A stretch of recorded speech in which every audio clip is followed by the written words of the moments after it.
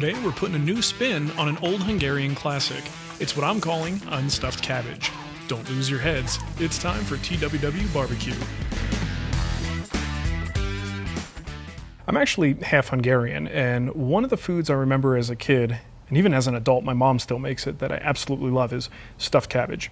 And I've never made it myself, but I had 2 half heads of cabbage because I made some coleslaw. This was left over, and I didn't know what else to do with it. So I was like, maybe I can do something with that. And I thought about it, well, why can't I make some kind of a deconstructed, unstuffed cabbage? And let's use the grill to do it.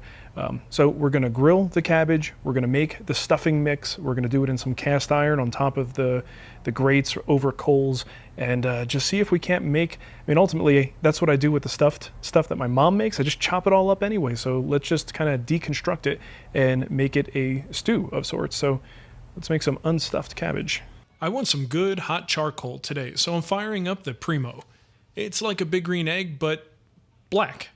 While that warms up, I'll do the prep in the kitchen. Like I said, I'm working with 2 half heads of cabbage, so I figure cutting them into wedges would be the easiest way to grill them. Though I already know these are going to be a real problem on the grill.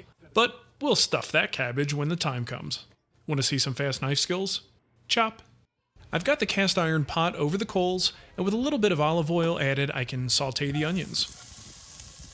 Once the onions soften up a bit, I can unceremoniously throw a slab of ground pork into the mix. Chop it up and cook it thoroughly, and then season with a little bit of salt and pepper. These things are really tricky to use with one hand. I'll add in a can of tomato soup, No soup for you! a can of diced tomatoes, and a can of tomato juice. I'm actually using tomato sauce because that's all I have right now and I'm too lazy to go to the store. The end result is definitely better when you use tomato juice. Give it a good stir and let it simmer for about 10 minutes. If your grill is really hot, you might want to move the pot off the heat once in a while or elevate it so that you don't burn the food at the bottom of the pot. Now I'll add in a cup of slightly undercooked rice. The rice will absorb some of the water and finish cooking as everything simmers. We'll let that continue to simmer while we turn our attention to the cabbage. The cabbages get painted with yum yum juice, aka butter. I'll get the outsides, the insides, everything. Then season with salt and pepper. One thing I've learned about cabbage, having eaten it my entire life, is that it can take a lot of salt. In fact, I generally don't salt my food once it's at the table. The only exception is when it's a Hungarian dish involving cabbage. I have quite a few wedges, so I decided to add my little riser. This stuff really isn't the easiest thing to grill, so limit how much you turn and flip the wedges. Just try to get a nice char on all sides. Once the cabbage has some color, I take it to the cutting board to remove any remaining part of the core, and we could have removed that earlier, but the wedges would have completely fallen apart on the grill.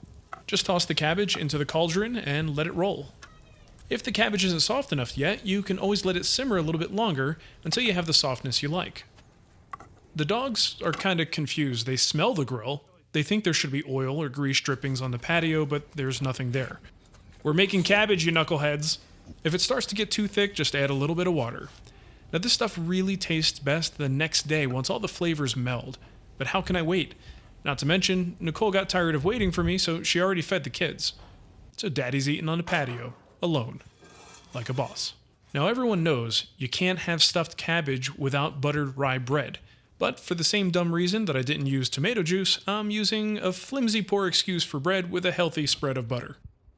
So was it good? Well, the plate says it all. If you want to make it, I'll leave a recipe in the description. Thanks for watching.